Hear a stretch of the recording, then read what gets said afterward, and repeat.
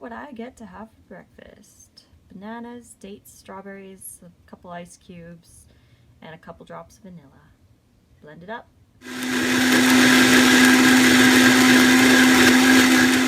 And here is my banana smoothie for breakfast.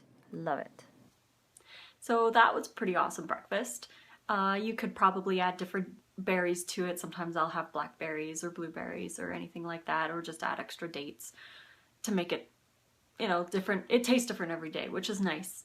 And then for lunch, I had zoodles, which is just spiralized zucchini. I had 2 zucchinis and I made like a salsa topping with mangoes, and I made it a little spicy. So that was really awesome for lunch. And I put a little bit of hemp seeds on top for texture and, you know, a little extra.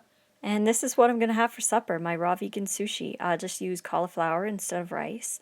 Wrap some kale, red pepper, maybe some avocado or green onion inside. And the ginger is actually homemade. I just slice it really thin on a mandolin and soak it in apple cider vinegar for a few hours. So what I want to talk to you today is about the word moderation. Now, that is a word that I loved to abuse. And I know there's some people out there who do the same thing, and I think that a way to get over it is to admit that you overuse this word.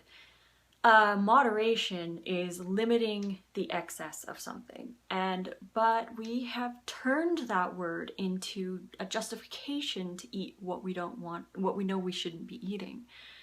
I would use the word to justify having, you know, my friend maybe would bring me a latte at work and I would be like, well, it's only in moderation.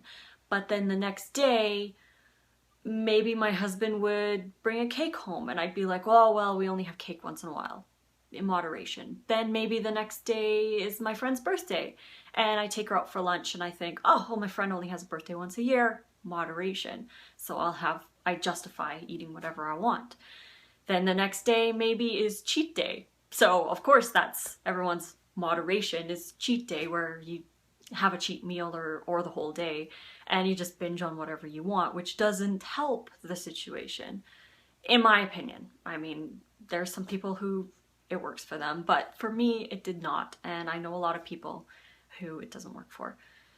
So then the next day's date night. You go see a movie. How often do you see a movie? Maybe once a month. So you have popcorn and you eat the whole container, maybe some candy, a big pop or whatever, but you're having a date night or you're just out with friends and you decide to just have that.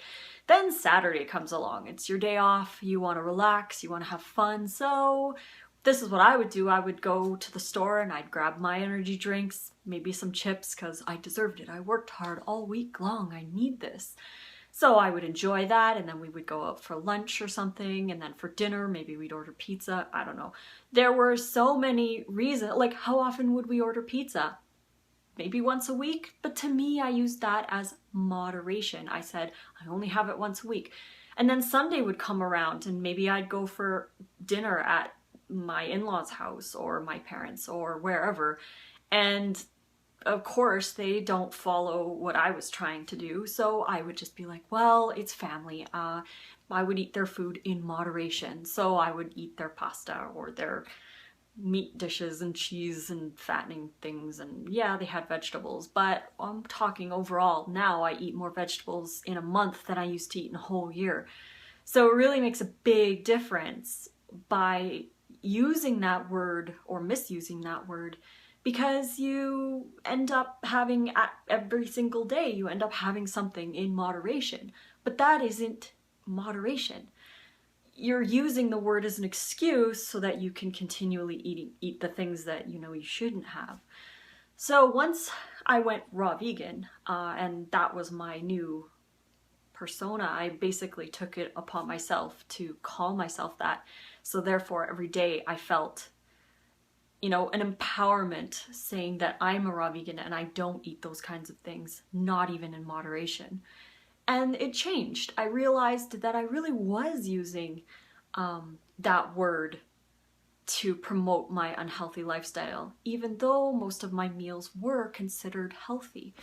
So I just wanted to put that out there for anybody who does use the word moderation to really look at why you're using the word moderation. Maybe when your friend brings you that latte, maybe tell them, I don't drink these anymore. Maybe somebody else in the office would like it. Or if you could